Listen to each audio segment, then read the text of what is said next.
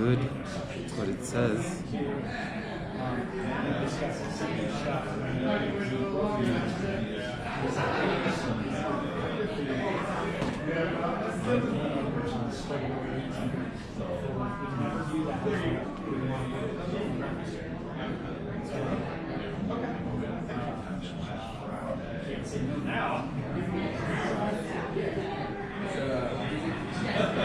Okay, so yeah.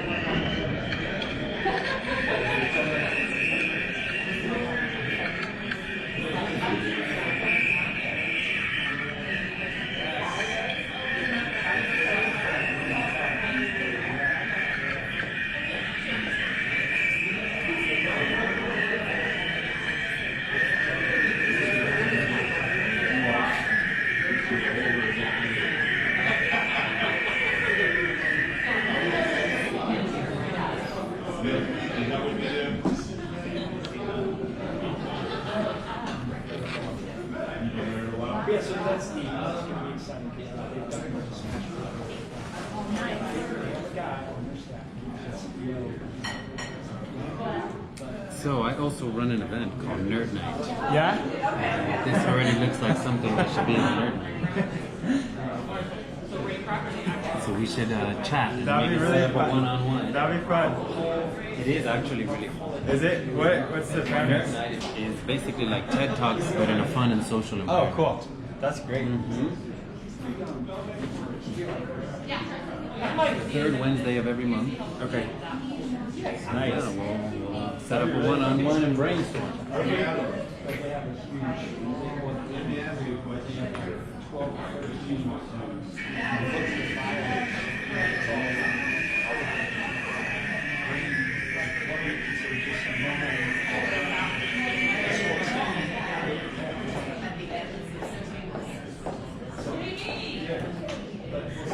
Could I set my stuff Yeah. over here? Mhm. So I can get in the way? I'll just put it down here. But...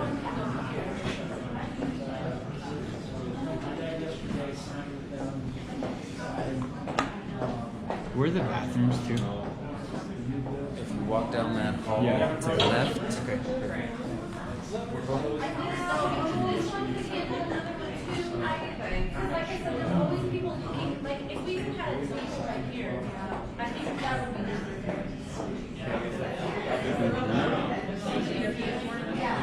Can't get the. This is supposed to open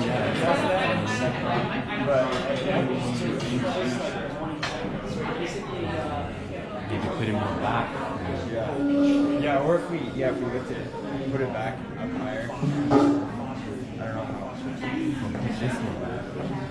I'm trying to avoid.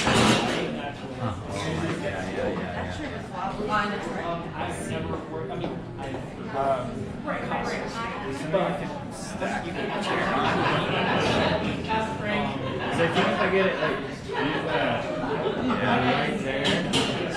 See, now it kind of auto-fixed itself to be weird again. Yeah. I forgot what that's called. That is weird that But it is a feature. So maybe it's just gonna mess it up even if I fix it. Does it look like it like messed it up the wrong way? It's a little with like angles. Yeah. Let me see if the remote has something that I can press. You can like say, Yeah. yes, aspect ratio. That's what it is. Yeah, but that's not going this way. Yeah.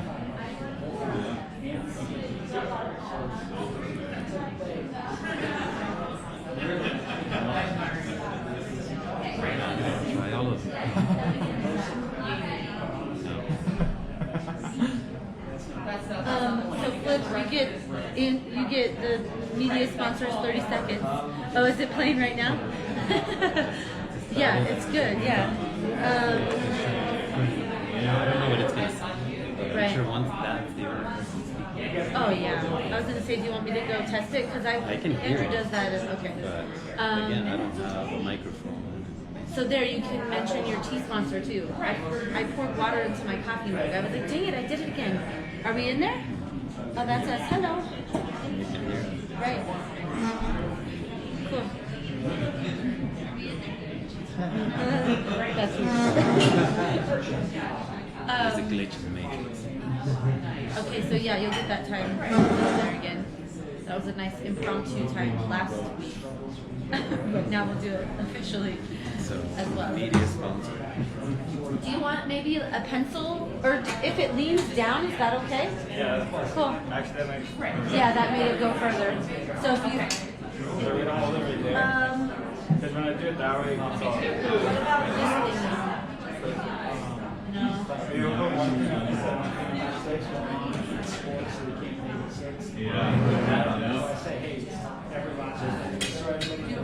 That one's just so thick. I was gonna say I could get a marker. Yeah, let's do that. Right. Oh, good.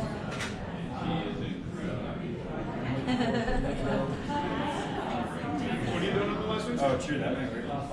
Oh yeah. Tape is a good idea. And is Madeline, you'll still be able to see her in that little tiny? Yeah, I'll turn this. This like here. Okay. That works. Otherwise, I can just move that real quick. No, I think it can be left, can't it? Yeah. It's up to you, the video. It's up to Madeline if she wants that, otherwise she's skipping. Yeah, if she needs to pull it down, feel free.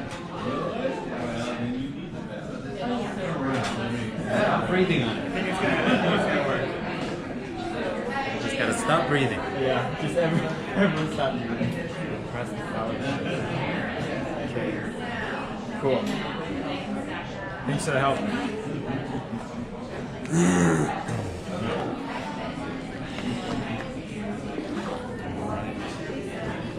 Let me use the restroom.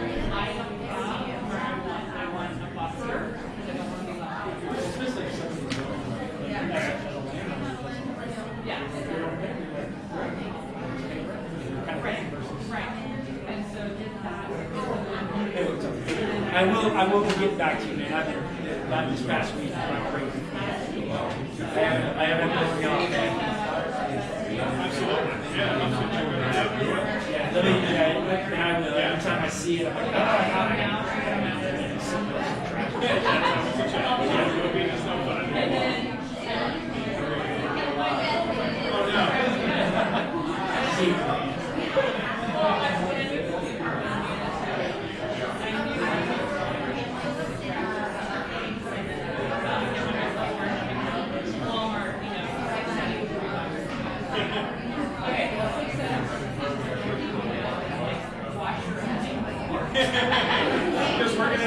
we have like 500 like forks and stuff, but still, where's so much stuff go? I guess you're eating them.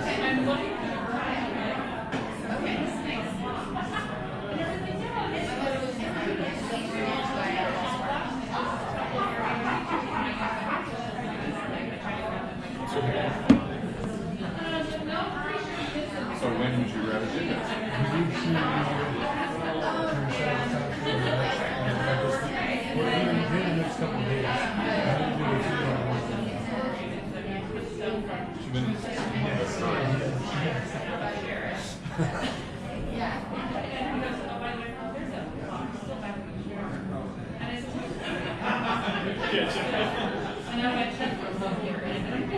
Is it on?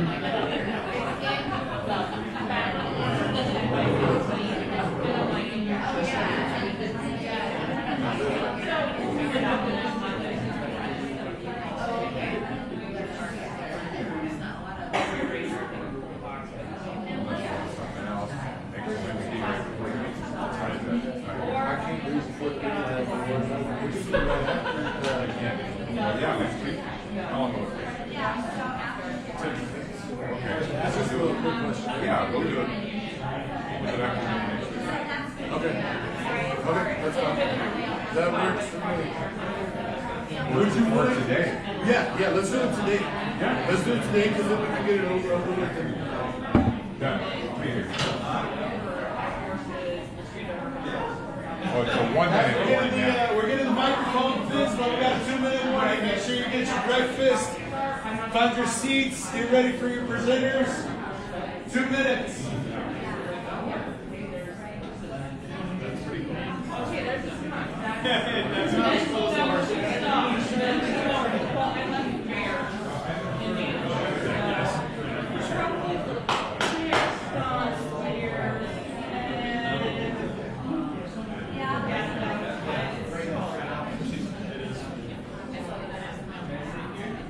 Testing, testing, testing.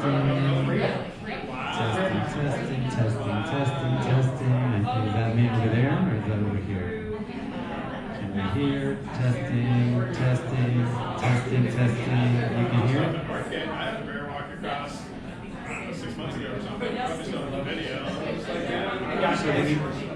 We have size of my dog. Take my car. Oh, yeah.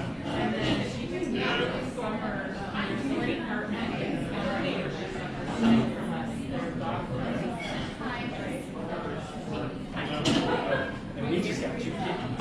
They're supposed to be outside cats. Great. She just turned in love them. We have 2 huge ones. We let those cats out. Thank you so much. There you go. Thank you. Thanks, guys.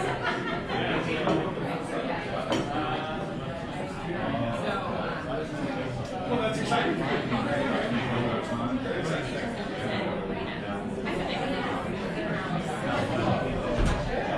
Alrighty. Welcome everybody to 1 Million Cups. Welcome, welcome. It's nice not to have to do that very much. Hopefully you're set. Matt, do we have a timekeeper? We don't. Okay, I'll be the timekeeper.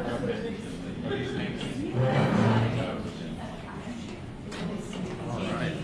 Let's get this facing. Alrighty, welcome everybody. This is my first time hosting, so bear with me, please. Thank you, guys.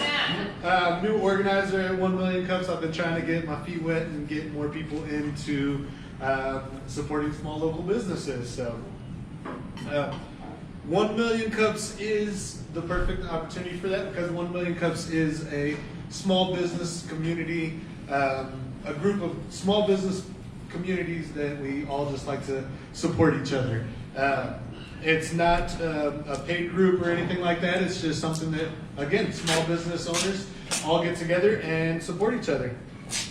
We do want to thank our coffee roasters. Our barista is it's brought to you by Barista Coffee. The sponsor is Ken. Ken, would you like to say anything, Ken? Woo-hoo, good job. Ken's coming up. Yeah. Yeah. Yeah, Ken. Let's do it. Sorry, I should have You got more hype. I'm Ken Cornelius with Pinnacle Elite. I am a full-service financial professional. I teach the 95% with the 5% pay thousands of dollars to learn. I work with small businesses, teaching them how to set up employee retention, employee benefits, and business banking systems. Who in here is a business owner? Everybody. Keep your hand up if your business owns investment-grade life insurance on you. So if your hand went down, we need to talk. And Cornelius Pinnacle Elite. Thank you, Ken, for the coffee. Ken Cornelius, Pinnacle Elite. One more time there for him. And then we have the cups were actually brought to you by SBDC and the BBB. Thank you. She's here. Becky's here. They're here. SBB? Or SBDC. SBDC? Anybody? BBB? No. No. We are going to have community announcements after the first presenter, so make sure you're ready with your announcements so we can keep it going because I'm all over the place here, so we got to stay on time. Please silence your cell phones, and then if you do have the Android, then you can check in on the 1 Million Cups app. The iPhone, they're getting there, you know, they're always behind. Sorry. Wow. Sorry. So I get the pleasure of introducing our first presenter, and our presenter is our very own Madeline Costa of Succeeding Small.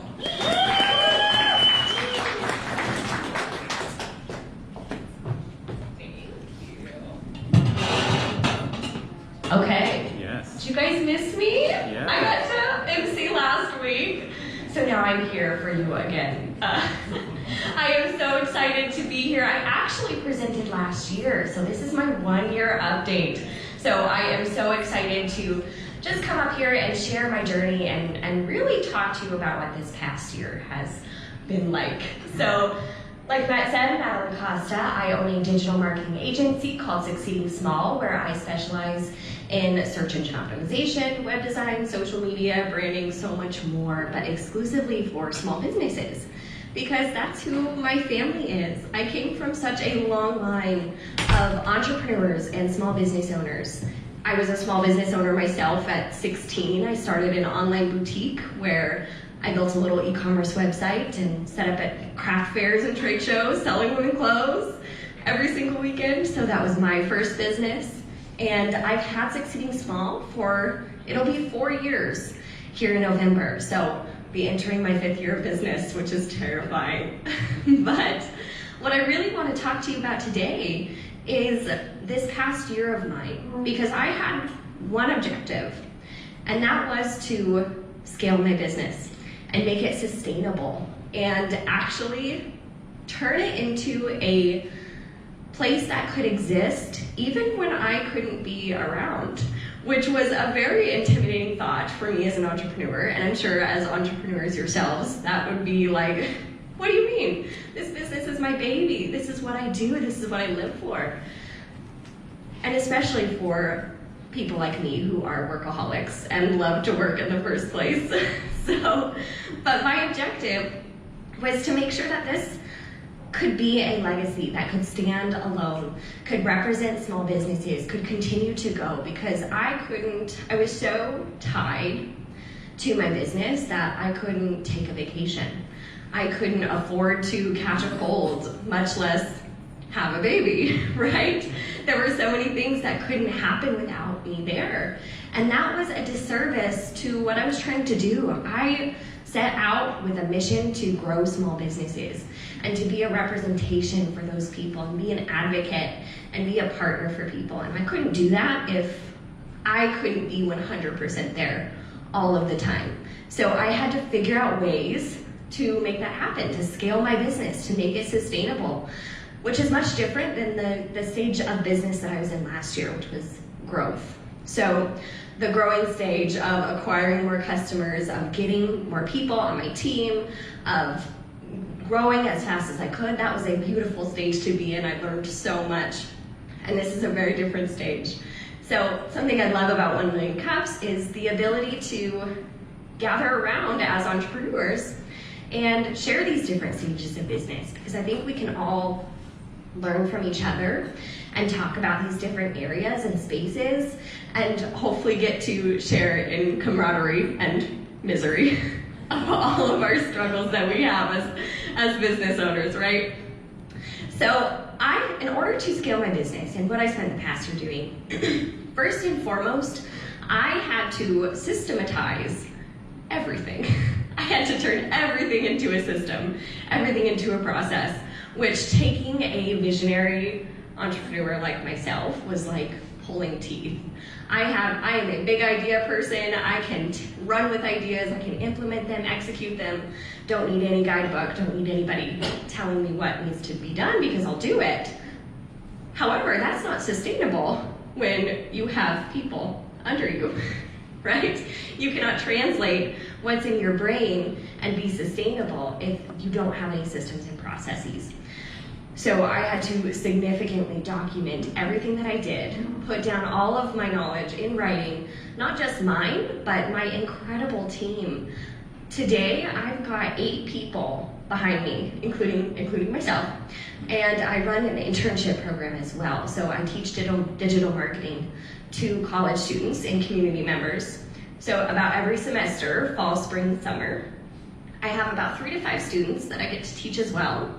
So going from solopreneur to managing and leading up to 13 people has been a beautiful challenge in and of itself. And I couldn't have done it, and I couldn't be where I am without those people.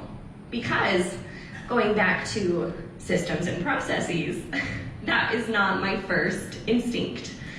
I had to seriously adapt my personality to be able to become a systems-based person. But I also had to recognize where my weaknesses were.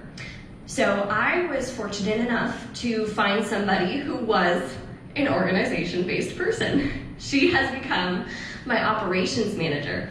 So she is able to complement me and be this part of me that I wasn't able to fulfill. So she helps me execute those things in addition. So building this team of people has been an incredible process. It has been a challenge to build culture in my business, to be able to say this is who we are as a team, as members, and to be able to execute that culture on the outside as well. So something else that happened this year was we rebranded. Got a brand new logo. I finished my website, which has taken me an embarrassing 3 years to do, being a web designer. But we did it, we finished it. But we had to seriously think about who we wanted to be known as, who is Succeeding Small. Because Succeeding Small is so much bigger than myself, and that is such an amazing thing. And I'm so excited to share that with my community and have it grow beyond my expectations. So it's really cool being able to be in this position. Honestly, I am really excited for the Q&A session to be able to talk about this and see where you guys are and see what questions you have for this stage. And I'm more than happy to share more of my journey as well. So thanks so much.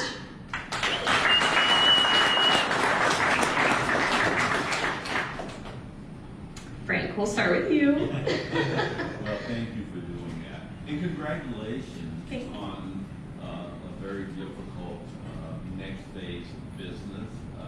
So you were talking about culture and shifting culture and creating culture, right? With new employees, etc. Specifically, what is the culture of Succeeding Small? Yes, this has been the most exciting phase, is getting to figure out who we want to be known as a team and in the community. So Succeeding Small, we are your partners. We are integrity-filled digital marketers. We believe in community and connection and building authentic relationships. Our values are integrity, expertise, and connection. So being able to do things right with the right relationships, with meaningful and deep connections, and being experts at what we do. So we can take those core values and integrate it in everything we do as a team, but that's also what we want to project to the community going forward, is this is who we are, period. There's no negotiation. So branding that was such a fun process with a team, with people other than myself, because I had always been the person to do this, but getting other people's opinions in this and having other people invested in this company that I started 4 years ago, that was really beautiful, and we came up with a really good brand, hopefully. Now.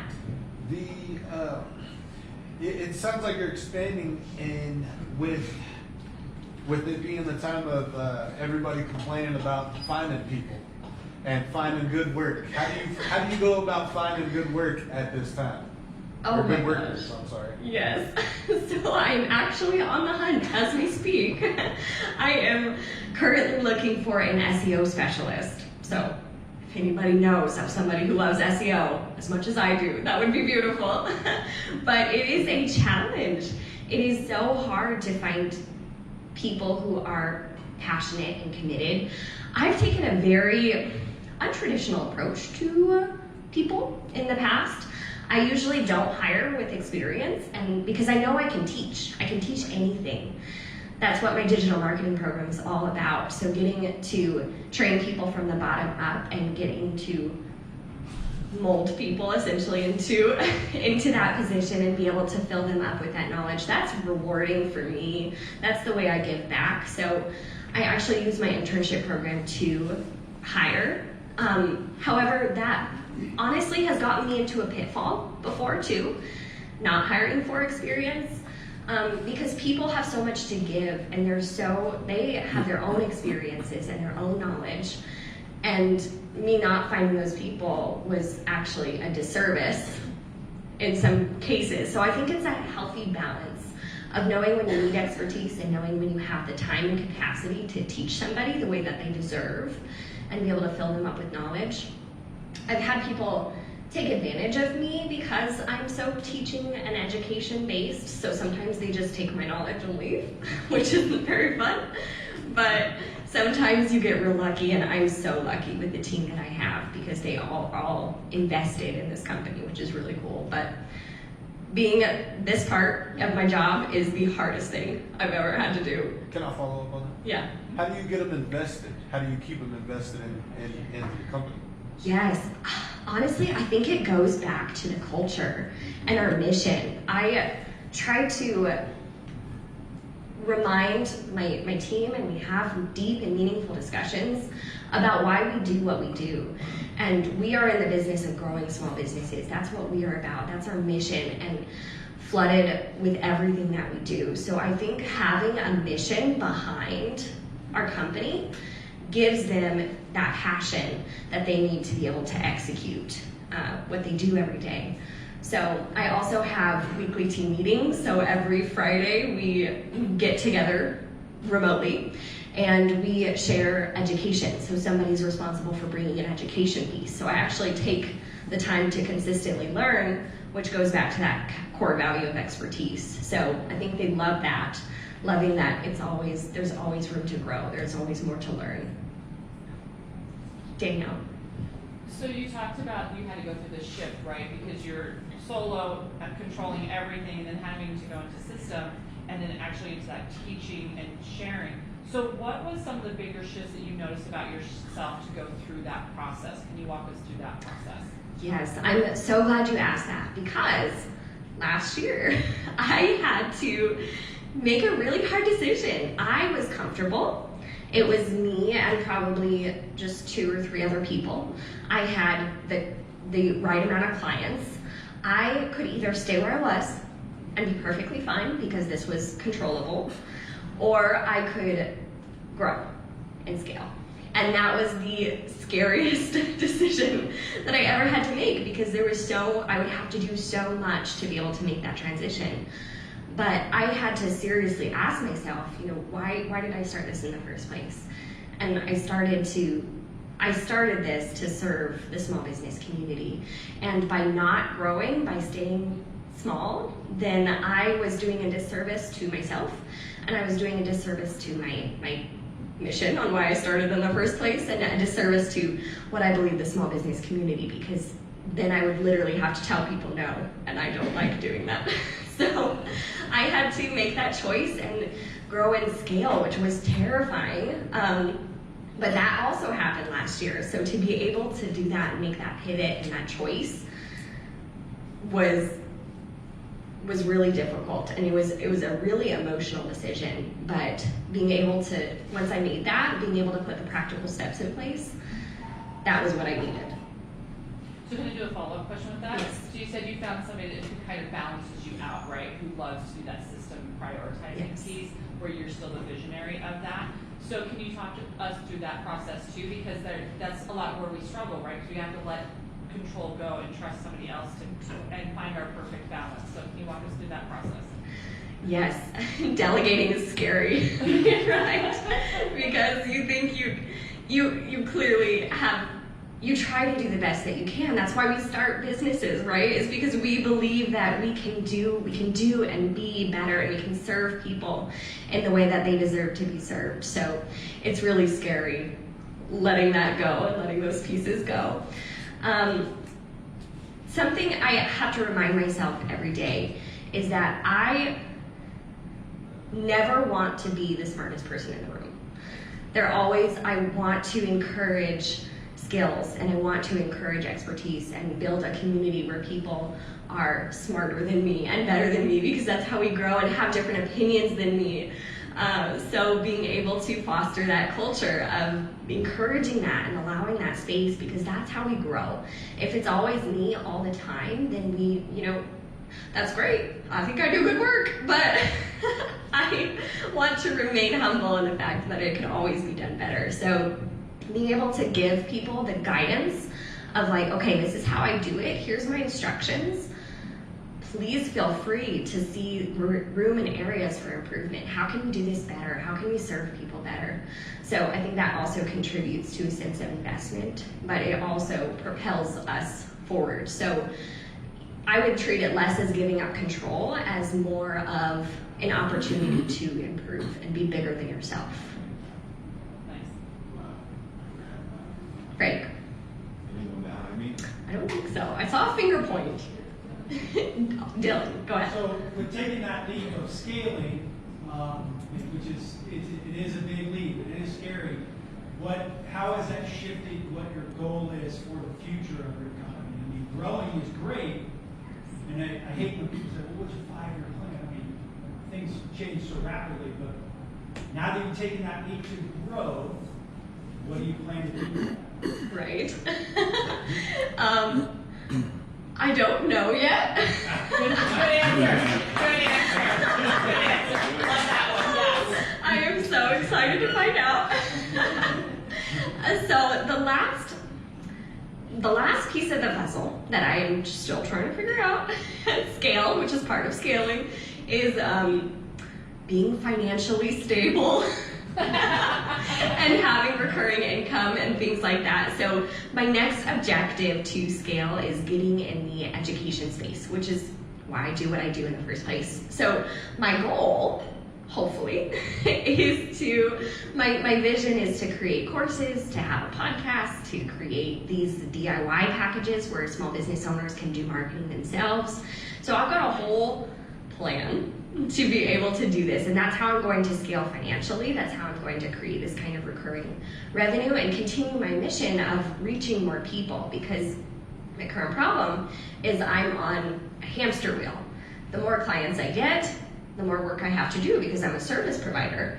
Therefore, the more people I need. So the more the expenses go up. So I'm on this wheel of being able to grow, but also having to have the infrastructure for that. But in terms of what I want to see Succeeding Small be, is larger than myself. I want to be able to be a partner for small businesses. And when people think about, I'm gonna start a company, what do I do now? How do I go out and market myself? What do I need? I would love for Succeeding Small to be that name. Not just here, but across the country. So that's my vision, is to serve people in the best ways that I can, both through free education, both through paid education, and then through my agency as a service provider itself. So that's the vision. All right. I'll come back to me then. So, you started with the name, and you're 25 years old. You've been in business for 4 years. That's incredible in and of itself, right? Thank you. So, isn't that amazing? I mean, really, Thank you. That is amazing what you've accomplished already. And all due transparency, I've worked with her as far as she's my provider of these services as well. So, you started out with a vision called Succeeding Small, right? Tell us what that meant, first of all. And secondly, now that you're scaling and increasing your capacities, does Succeeding Small still fit as a name and a process for where you're going? I love that. Yes, so I will actually tell you how I came up with my business name. So I was in college taking a digital marketing class, and our objective was to come up with a blog and be able to advertise that blog. So I was in a group with another business owner at the time. He recycled motorcycle parts and things like that. So he had his business, I had my boutique, and so I came up with the idea of creating a blog to give advice to small businesses, and I named it Succeeding Small because I'm also a writer. My degree's in English, by the way. So that is where Succeeding Small came from. So when I decided to start my agency, there was not a doubt in my mind that that was the name that needed to belong with it. To me, that name means that there's something special about small businesses. There's something special about people who change and overhaul their lives in order to be better, to serve people better, to do something bigger than themselves. Given that my whole family are small business owners, there's something so special in the essence of what a small business is and who that owner is, and that deserves to be celebrated. And being able to succeed, whatever that definition means for you as a small business, because those core values of why you started is what makes you different. That's what allows you to compete in this area against these conglomerate competitors. So being able to maintain the small business feel, and then growing and succeeding and not worrying how to pay your bills, not worrying how to put food on your table, that's a pretty incredible thing. So that's what it means to me. I'm sure other people can derive their own meanings from that, but yeah. Great answer. Thank you. Yes. What, as you scaled your business, would you have done differently? Oh my gosh. Looking back. So many things. I have made. Always, I have made so many mistakes. And oh my gosh, this has been the hardest year of my life. No joke. So probably the biggest lessons I've learned are probably rooted in people, and being that leader and going through the hiring process, and that has been a super big challenge, and mistakes have been made, and I've learned a lot and grown a lot with that. So I think for example, I had to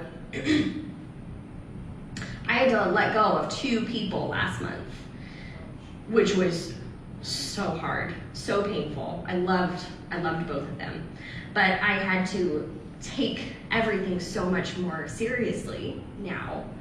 And in the past, my past self would have let it go and let things happen, and I love these people, so I'm gonna let them just grow and continue to improve, but that wasn't smart. That wasn't sustainable for my business. That wasn't fair to my clients. That wasn't fair to me. So I had to become a very hard, cut and dry person and literally just stop it before it got any worse. And that's very against my personality. Being a boss is so against my personality. But I had to become that person. And so that was, being able to recognize those moments in yourself where you do have to change. You do have to see the bigger picture and put emotions aside and be able to make logical decisions based on fact and business smarts, right? That's really difficult, something I've learned a lot. But also having those hard boundaries in general, not just with my people, but with my clients. So being able to stand up for my business, because we all have those crazy people, right? Being able to say, like, this is how I do work. If this isn't a right fit for us, I understand that, but I'm an integrity field marketer. This is how I do what I do. I stand by this, I stand by my team, and if you want to leave, be my guest. Like, that's so hard to do because you don't want to lose income as a business owner, but being able to protect and preserve integrity is also super hard. So many lessons. I could go on and on about the things I've learned, but. Can I follow up to that? How did you feel after making those decisions? Because those are 2 very big decisions for business owners to make, right? Yes. Because that shows growth as a person. So how did you feel on the opposite side of that? Yes, you kind of felt horrible because these individuals had to go, whether it was clients or the employees, but how did you feel on that other side? I think I just said it right there, Ron. Yes. Oh my gosh, well, you should ask my husband, because I spent the entire day walking around and saying, what have I done? What did I just do? Why did I do that? Please. So it was, oh my gosh, that's how I felt. In a nutshell, it's like, oh my gosh, who am I? What have I done? And making sure that, because when you're the boss, there's no one to tell you that you made the right decision or not. Like, you have to take ownership of that. And you are an example. And so, like, I had to go to my team and say, hey, we just lost 2 people. I'm so, like, this is what happened. You know, we have a plan in place, so I had to take ownership of those choices that I made and be responsible for that, and that was also Empowering. terrifying, but Terrifying, empowering, all but those things. empowering, because yes, I can take those steps, and now I know what to do next time. And every moment is a learning opportunity, so being able to grow from that is the most important. Ken. Since you're soon to become a mompreneur, Yeah. I never pronounce it, have you started thinking about what the legacy of succeeding small is going to be and possibly passing it on? Thank you for asking that. Let me first tell you that announcing my pregnancy was I was really scared. And I didn't want to do it because whether or not it was true, I felt the pressure of being a woman, being young, being pregnant, knowing that I was going to have a baby and have to leave. And so what is that going to do to my business? Like, I literally had to think about that. And that was really intimidating for me, and something that I really put off as long as possible. And I did get questions. I still do get questions from my clients, from men, asking me, you know, what are you going to do? So you're just going to have a baby? And so it's hard to navigate these waters of being able to say, like, I can be a woman, I can have a baby, and I can run a successful business. I don't care what you think. Oh, but it's going to happen. All right. Can we get our first super special question? What can we as Colorado Springs business community do to help you? Thank you, Titus. I'm so glad you got to ask me that question. I've got several requests today. First off, I am looking for that SEO person. So if you do know somebody with SEO expertise and passion, I would love to send them my way. Somebody with experience, whether they had an internship, whether they had a job, but I am looking to fill that space within my company. Second, I am looking to connect with power partners, so people who have the same passion for serving small businesses as I do. I would love to connect with videographers, with graphic designers, with people who serve the small business community day to day, and really build that up and provide additional services to my clients, to provide these partners, and to be able to build those relationships with my own company. So that would be fantastic. And then last, I am scaling in that education space. So I would love to know what questions you have as a small business owner. What are your struggles? What do you go through? And how can I create education that fills that knowledge gap for you? So if you have questions and are in these spots of growing your business, that's the kind of things that I want to address in what I do at Succeeding Small.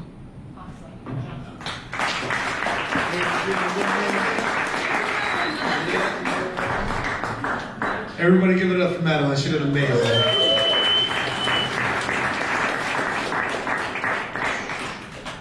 So this actually is our 7-year birthday week. So the little towels that you guys got from the 1 Million Cups 2021. We haven't passed them out yet. I know. Oh. That's okay. Keep going. You said okay. Well, these things you're gonna get them passed out to you. Those are sponsored by George Pennington. Yeah. With Raymond. George Pennington. We all know George. He's there every Wednesday with Raymond James. Yeah. Are any first timers in the audience today? Hi. Welcome, guys. Welcome. Sorry, y'all had to put up with me as the announcer. Great job. And the organizers. Can we have all the organizers? Just raise your hands there, organizers. Two of you guys. And the alumni. We have a few alumni in the crowd. If we can get some raised hands of the alumni. Give it up for Frank. Community announcements. Did we have anybody for community announcements? So I'll just elaborate a little bit. So Jenny is passing these out. So again, George wanted to step up and pay for something that we could all enjoy. So this can be your little rally towel. It can be, it's to clean your computer or your phone on a regular basis. We all need to do that, whether COVID's here or not. But it is a big deal. 7 years ago, 1 Million Cups nationwide only had 20-something groups. And we were a part of that 7 years ago.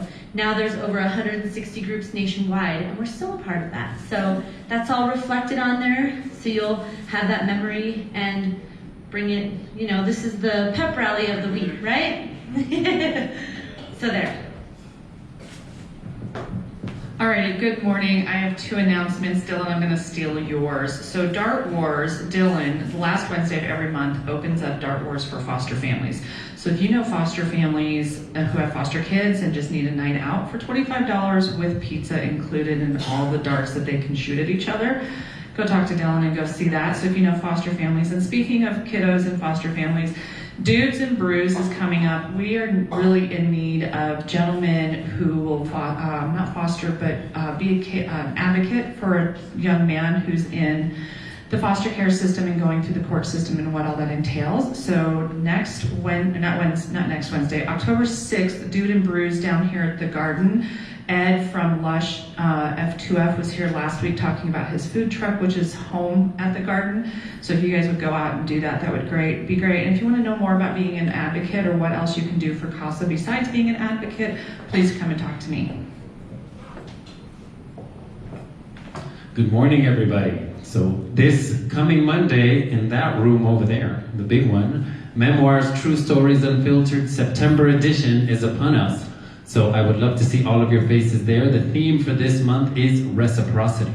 So we will come together and listen to 3 stories or 3 people in our community tell vulnerable stories about how reciprocity has affected their life. So this Monday coming up, 6:30 p.m. right here, 3Ds. All right, in case you missed it, they're going to be doing speed traps on I-25 today, all day. So unless you like getting tickets, obey the speed limit.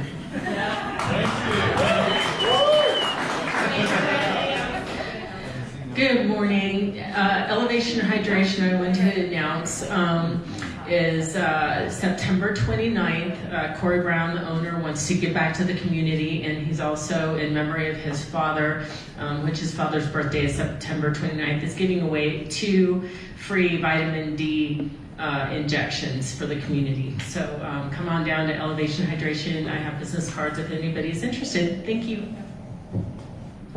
Thank you. Great announcements, guys. And we're going to announce a second presenter. It is Jacob Petterly of Magna Shox Racing. Yeah. Welcome, Jacob.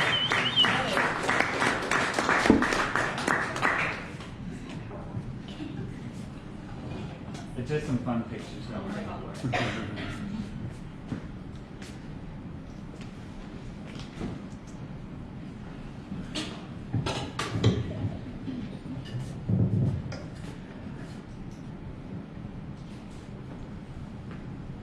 I think that should come on. Thank you Oh, guys. here we go. Okay. Okay. We're good to go. Good job. Okay, my name's Jacob Petterly. Thanks for the introduction. I really appreciate the opportunity to present. A little bit about me real quick. I'm a CSU student, live in Fort Collins, studying mechanical engineering and computer science. So I hope that title makes more sense now and like why I'm a big nerd. That's a big part of my story in entrepreneurial journey. So yeah, I'll get right into it. So I love optimization a lot. Optimization is in every area of life, and I love taking systems that have loss in them and making them better. And to understand optimization, you first have to understand efficiency. And so if you do a quick Google, efficiency, obviously you guys can't see this, I'll read it for you. Google says efficiency, the state or quality of being efficient. Excellent definition. I could look up efficient and it probably have a great definition, but I wanted to illustrate it with a quick illustration that I think provides a lot of light. So imagine you are a melon farmer. Your name is Dave, you make about 10 melons a week. And unfortunately, you can't use melons to brush your teeth, and you want to eat other stuff other than melons. So you go to the market, and you trade your melons to buy what you want. However, on the way, some of the melons get bruised, smashed, you name it, thieves come and take them, and you lose 6 melons on the way. Sad day for those melons. But you've already accounted for this though. You know that you lose 6 melons every day, so you end up with 4 melons at the market. And then that's okay, like I said, you planned for it. But Dave's efficiency is 40%. How many melons went into the system? 10 minus 6 equals 4. And at the bottom, you got 40%. This really silly illustration is actually what efficiency is in every area of the universe. Now you can do engineering. This is literally engineering. Yes. So like what goes in minus what your losses equals what comes out. That's efficiency in business, physics, you name it. And so just some common examples. You can tell I'm passionate about this. We're just gonna get into it. Solar panels, 10 to 15% efficient. 1 melon for every 10. Okay, what about cars? You're looking at about 2 melons for every 10, or 20% efficiency. And then what about the human body? Anyone have any guesses on this? This one might shock you. 5%. Okay, big range right there. So if you break it down, like a lot of it gets turned to heat, so that's not useful energy. Useful energy would be like what you do, moving my arms, lifting stuff up, moving stuff around. It's actually about 20%, which is, honestly, I was really shocked by that. And now you guys are thinking, before you're like, Dave's got to get his act together. And now you're like, man, Dave's actually doing pretty good compared to everything else in the universe. So how did I get into loving efficiency and optimization? It didn't just happen overnight. I actually had a lawn business growing up. When I was 14, I pushed my mower around my neighborhood with all my trimmers and stuff on it. It's a horrible first year. My mower broke a lot. It was horrible. I was making like $2 an hour when you do the hourly rate. But I scaled my business a little bit. Here's, if you guys can't see, but I bought a Bronco, a trailer, hired my brothers to help me out. 2 of them, and then just slowly grew the business, got some more equipment, and slowly the morale went down. If you guys can't see in the back, there's me faking a smile, and then my brother just with a big bush of hair. We're going out to mow like 7 in the morning. And just another fun picture of us mowing. But how does mowing relate to efficiency? Well, to give you some background on that, we were doing about 25 lawns a week. And it took us about 30 minutes a lawn. And so you do quick math, it's about 12 and a half hours a week, which is easy in high school. You got all summer. It's pretty lucrative, easy job. But I was ambitious. I wanted to scale my lawn business senior year, high school, into college. And I got up to 75 lawns a week.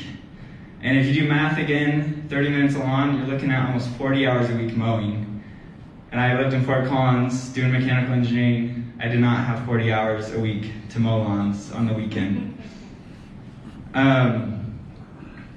So I had to figure out how to optimize this. And so I was able to cut this time in half by just buying different equipment, adjusting my trailer setup, and got it down to 18 hours per week, which is still hard. But to drive this point home, a 1 or 2 minute difference per lawn equated to 2 to 3 hours every day, which is the difference between completing all of our lawns and not completing it, which is a crazy difference. This is really where I became passionate about efficiency. I love situations like Dave's, like a lot. I don't see this as a negative situation. Instead, I see this as an opportunity. Dave has a 250% opportunity to increase his output, not by creating new value, but just recapturing what already exists, which is really exciting to me. And so that's where I created my business, Magna Shox. It's a fully electronic energy harvesting shock absorber for electric vehicles. And I'd love to answer more questions about this business, my lawn business, optimization, efficiency, all of the above, or if you just have random science and engineering questions, I'd love to answer it. So thanks for your time. I'm gonna just put up my information right here. If you guys want to reach out, I don't know if you can even scan that from back there, but We'll figure it out. yeah, so thank you. All right, so talk to us about Magna Shox. What exactly is it and what does it do? Thank you, great question. Good job. Is that the one I gave you, or? You have great So Magna Shox was the brainchild of a sophomore level class in college, Physics 2, which most mechanical engineers hate because it's electronics, and I kind of hated, but magnetism was like witchcraft to me. If you ever like just look up a video about magnets, it's insane. Awesome. Like super cool. So that's where it started. I'm in my 6th year, so four years ago. And slowly just like, okay, I had this idea, and it slowly evolved in my brain, okay, wanted to build a railgun, which is a giant military magnet gun. It's cool. I was like, maybe I should make something useful and related that people want. So I don't pull a classic engineering thing where you make something no one wants. But after thinking about it for like 2 years, I was like, okay, shock absorbers is actually perfect for this. And so slowly just developed the idea, built a mini prototype, tested that last year to recover energy from a vehicle, from your shock absorbers. Every vehicle has a shock absorber on it. And then just went from there, validated that, and kind of just been going from there onward to where I got some initial just seed funding. And actually I'm about to put a full-scale prototype on a Model 3 to do some real-world benchmarks of the system. So super exciting. The kind of, I think that's a good background. Did I answer it well enough? So how efficient are the shocks? Great question. I didn't know if I should answer that there, just wait for it to come next. I watched the video last night. When I saw who was coming, I went out and watched Oh, cool. The video's really cool. Thank you. On the website? Yeah, on your Magna Cool. Shox website. Awesome. Thank you. I really appreciate the support. So there's a lot of studies about this. Like, it's not a new idea. It's really kind of like the time previously was not, EV, it doesn't really work for gas vehicles. EVs are way more efficient, so shock absorber losses are more prevalent. But there's a huge range of numbers from 5 to 30% in like research. So I've been using the conservative like 5%. Really this test on the Tesla is to really like solidify, okay, what's real world, what can I experience in that? And the cool part about the efficiency is as electric vehicles become more efficient, shock absorbers are going to be a bigger pain point. And you'll see more losses through just rolling resistance in that number. So in theory, that efficiency goes up, especially as batteries increase, all of the above. So, but the answer, about 5%, which is on a 300 mile range car, you're getting about 15 miles more per charge. So, yeah. What has your journey been from the idea to getting to Tesla? How's that? So I'm actually not working with Tesla. I have one of their cars. Yeah, maybe we're gonna one put it day. on, yeah. Yeah, it's been quite a journey. Like I said, I'm doing school full time, double majoring, and doing this. It's hard to do school because this is super. I love this so much. But I think once it took, last fall is really when it like started. I was like, okay, this is legit. Like I did a model of it, and I was like, okay, this is gonna work. And so like the journey overall last year was really just, okay, does this even make sense? Like from my initial what I tested and thought in my mind. And then last spring was a huge like, okay, you think you might know how to scale and like, or get funding, you know how to pitch, and I was like, I actually don't know how to do any of that well. So last spring was just like all business. Like I've been tracking my time for it, but I spent average 30 hours a week working just literally no technical stuff last spring. So figured out to nail down my pitch, my story, my financials, like who's even my target customer. When I first went to my first pitch competition, I was like, automotive, and that's not a customer. So that was like a huge learning experience last spring, just to figure out the technical stuff's easy. It's still not easy, but it comes naturally. So that was a big part of my journey last spring. And then just now, actually, for my senior design team, I'm kind of Madeline, kind of feeling that same, I'm managing a team of 4 on my senior design team, and I was able to get this part of this project approved for that design team. And that's been an interesting journey so far. It's just, okay, now in this stage, thinking about the future, how do I even like delegate and start to lead a team well? It's kind of my current journey right now where I'm at. So, yes. Hi, good morning. Thank you. Good morning. Good morning. Magna Shox. I can't see it well. Sorry, yeah. I had to put it this way because of the lights, otherwise you wouldn't have seen it at all. That's fine. Yeah, where are you in school? You're in graduate school, or you're still an undergrad, doing this type of work, and you were mentioning who is the audience for this product? I didn't hear that, so maybe my age, I just missed it. Who is the You did not miss it. I didn't miss it. Yeah, Okay. yeah, you're good. So who is the end user for your product, and how do you intend to get that out to the market? Yeah, it's a good question. So to answer your first question, I'm not in graduate school. I've just taken 6 years to graduate. But it's been great. All my friends left me like 2 years ago, so this is my friend now.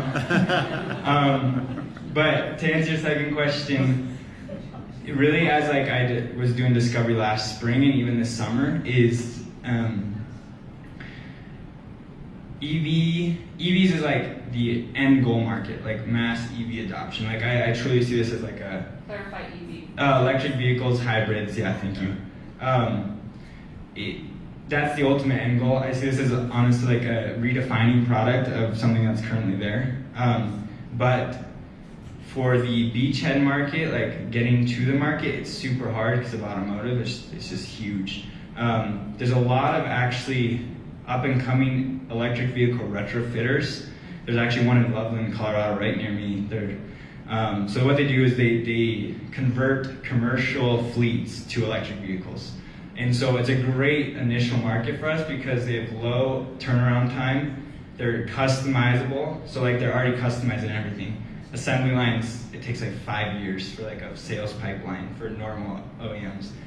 Theirs, I think, is probably a couple months turnaround time. So really, we want to use them as like a pilot market. And like I said, there's going to be more of those. There's some in other states too. But there's a lot of small companies like that retrofit to really prove out the idea, develop with them, and go from there. Because I think once we get some traction in that market, then other OEMs do stuff that's safe normally. And so that will help us scale. Does that answer well enough? It does. A follow-up, if you don't mind, is that Yeah. I think I heard you say as well that 15 miles be added for every 300 miles driven. Right? Yeah. Is that eye-popping enough for people to open their eyes Yes. up Yeah. to Yes. and It say is. that's really In the EV world, it is. enough to invest in? Yeah. Another good question. So it's kind of a two-edged sword because we got the user, which is everyone here in theory, if you drive a car, and then you have the customer, which is the manufacturer. Very closely linked. Like normally, what's good for the user is good for the manufacturer. The problem is that what we're actually targeting and actually where the value is being created is battery costs are insane right now. And they're coming down, but for example, the EV retrofitters, they're paying $600 per kilowatt hour, which a battery is about 80 kilowatts hours.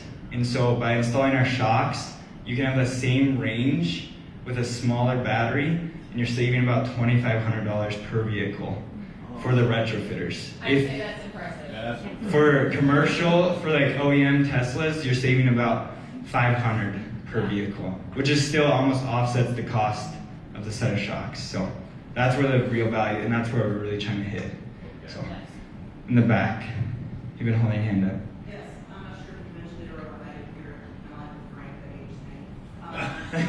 Are there applications in the diesel industry with non-road trucking companies? I think a local like an UPS company potentially saving hundreds of thousands of millions of dollars with energy and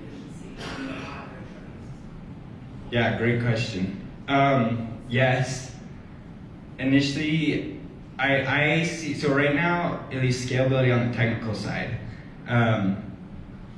vehicles that are under like 10,000 pounds is probably going to be feasible. But again, I think a lot of that has to do with, on the business side too, is commercial stuffs, even big trucking companies need to prove out the idea, right? Because their fleets, if our durability sucks and they haven't tested it out, they don't want to put on their fleet. So I think yes, that is an awesome market that we would love to explore.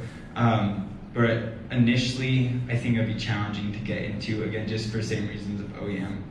But it would be a market that would want to get into.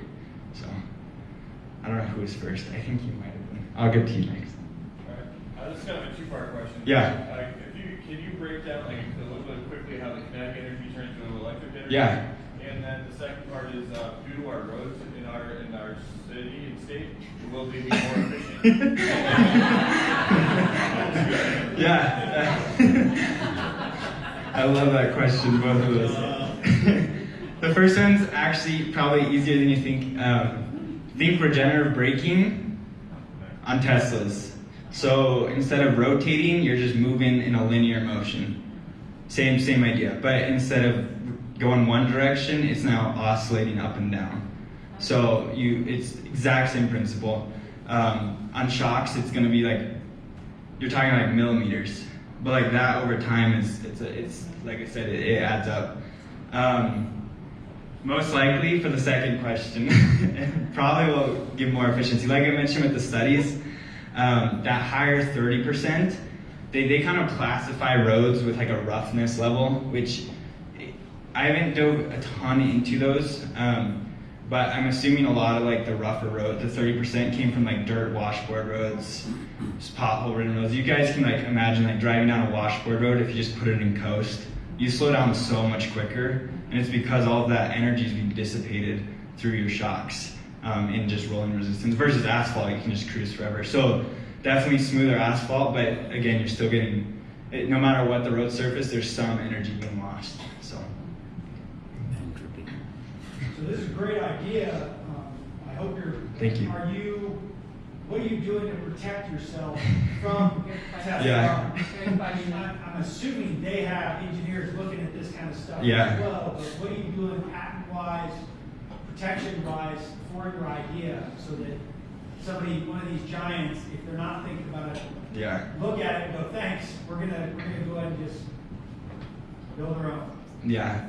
That is a question that I'm most anxious about every day that I work on this business. How am I protecting myself? Even if I protect myself, does that even matter? Because I'm tiny right now. So, like I said, this technology isn't a new concept. If you look at patents, there's actually a lot that was developed in like the early 2000s. The problem was actually Bose, the audio company, believe it or not, made a suspension. You guys should look it up. It's the coolest thing ever. They put on a Lexus, and it goes over speed bumps. Nothing happens to the passenger. Like literally just absorbs everything. And so they kind of pioneered that, but they were more of just active, no regeneration. And so there's been kind of like this whole conglomerate of active with regeneration, and then there's been some regenerative ideas, but adding complexity to a shock that's already very simple is a big downside. And so again, I kind of like mentioned, it just wasn't the right time, and the technology wasn't like simple enough for automotive, and especially with the EVs coming up. So that's kind of like the past, how I've checked to make sure I'm protecting myself and not infringing stuff. Moving forwards, I just actually completed a pretty robust provisional application with a law firm for the system as a whole, because we really strategized how do we make this multi-patent system. When you think about it, you got the hardware, which is the most integral part, then you got the control system, like how are you recovering energy, the vehicle model, like it all can be patentable, even though like there's a lot of other companies doing like active suspension, because the hardware is different, it by definition is going to have slightly different nuances, and kind of the goal is that the provisional kind of wraps its tentacles around where stuff exists. But that's ultimately how I'm going to protect myself, is just patents. Right now with the strategy we're doing, we'll get about 10 patents out of the system. Like that's the goal, which is better than just hardware, which is what I originally started with. And then I was like, no, that doesn't work. So that was a long answer, but that is a question that I'm still nervous about because I need money to protect myself even with patents. So yeah, but the goal is like I said, I got the provisional, so the time's ticking now. So theory to scale really quickly and to file those patents and international stuff. So yes. Is the lifespan of the Magna Shox compatible with conventional shocks? Another great question. Yes, that is one of the risk points we want to minimize, and actually kind of tied to one of my asks today. The first and foremost is to mitigate the risk of, okay, how much energy to recover. The next one is durability, because automotive companies, that's a big standard. Like, they're not going to put a shock on their car that just breaks immediately. The immediate engineering top level answer to that is it's going to last the lifetime of a vehicle. There's no parts in it that touch besides 2 bearings. And if you guys are familiar with normal shock absorbers, they have seals in them, and that's what normally goes bad over the lifetime. No seals, think motor, think Tesla. Those motors don't ever break. They're gonna last the lifetime of a vehicle. Same principle, because it's all magnetic. There's no touching parts besides those bearings. But like I mentioned, we're gonna do a durability test hopefully soon with like a pretty much million cycle, pretty much like the harshest conditions possible to validate that. So to have some real data to present. All right, we got time for one more question before the special question. What's your number to sell out today? And 2, are you ready to go public and have a stock? Wow. Last question, that was a big one. So am I ready to sell out today? Or what would be I would be willing to sell What's for? your number today? Yeah. Dang. Go big. Go big or go home. So It's a good idea. So I'm going to talk briefly about the opportunity. The EV industry is going to be worth, so sales right now for EVs is 3% per year. It's expected to be 30% by 2030. And most likely will be the only sales short, like obviously there's some extremes, like diesel is still a great opportunity in like construction, but for the majority of sales of vehicles, you're looking at 100% market capacity. So I see this as like leeching on to this opportunity to scale with that. And so without even considering that right now, if you were to equip every EV with this technology, you're looking at about like 600 million in sales a year for 3% of the market. So you scale that up, obviously we can't capture the whole market, but the shock absorber industry right now is worth $15 billion. So I don't know if I have a good answer, but I would say where it is in develop right now, I don't see any roadblocks. All the roadblocks have been mitigated. So I would do somewhere between 100 million to $1 billion, which I know is insanely huge right now. But there's no risk right now for me to bail out because I'm not sinking right now. And I have opportunity for funding to scale. To go public, not sure. How I see it playing out is we do good things, we succeed, we show this is awesome, and some auto manufacturer who sees this vision buys us. I don't think we have like just with one product to really make it as a public company in the space unless we come up with a whole portfolio of products. So that's a vague answer, but that's kind of my reasoning behind it. So, thank you. If they do buy you out, you still maintain control. Yes. All right, who's asking the special question today? All right, what can we as the Colorado Springs business community do to help you? Thank you, great question. I will pop over to my next slide. This one, let's see. Oh. Okay, here we go. So, as of yesterday, I'm in the semifinals for Denver Startup Week pitch competition. Yes. So, that was pretty exciting news. I got at like 8 o'clock in my bed last night. So I would really appreciate you guys. You can either scan this QR code, it will go directly to the voting page. It'll take like a minute to create an account. or just literally Google DSW or Denver Startup Week semifinals voting, and you will see the page. And all you have to do is click a thumbs up for my video, Magna Shox. Feel free to vote for the other ones, but you can vote multiple times. So you kind of become a wash if you vote multiple times, but please feel free to check out the other awesome startups on there. Secondly, this is what I mentioned with durability. Durability testing is about 20 grand, which is crazy for one shock. It's just expensive in OEM. If anyone knows anyone or has the access to a shock dyno, which if you're in this space, you know what that is. It pretty much cycles a shock for X amount of cycles. I'm just trying to minimize this cost at 20 grand. That would be going to like someone in Michigan who works with OEMs a lot. So if any of you guys know anyone, that'd be awesome. And then these other two are more minor, so if you forget these, that's okay. Contacts in the automotive industry, those are critical. Don't have a lot of those here, considering we're in Colorado. Colorado doesn't have a lot of those. But if anyone knows anyone, even just like for a meeting right now, not anything like serious long-term, that'd be greatly appreciated. And then finally, I'm kind of in this weird, like I said, like I'm finishing up school, but this is I love this a lot. And I think it'd be wise to finish this year up, even like with an investment potentially. But like I said, the patent, I really, like as soon as school's done, I want to be like, have a team almost hired immediately and to scale quickly, pending obviously the durability and all these tests. But anyone who like would be willing to work with me as like an investor that you may know during finishing school to like kind of delay funding, or I don't even know how that would work exactly, but just kind of with the premise that I'm split, but this is definitely my passion. So yeah, but first and primary though, Denver Startup Week and then the Shock Dyno. So thank you so much. Yes. Good job,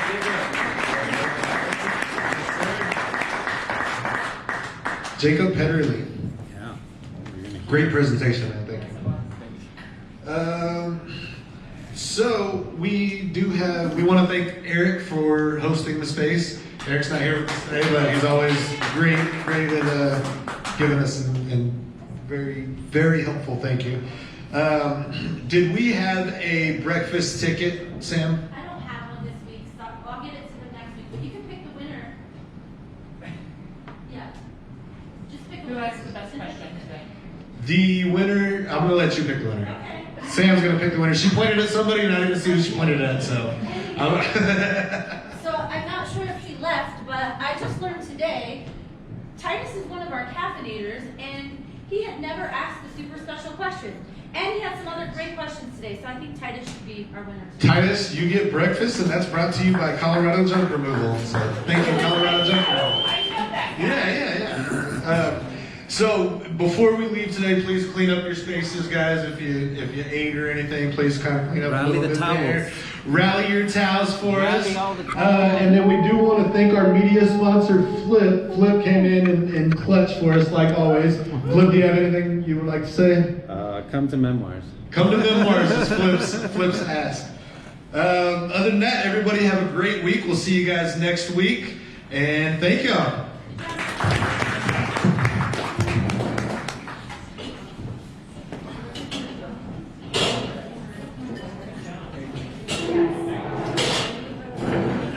I think after 2 times I get down pretty good.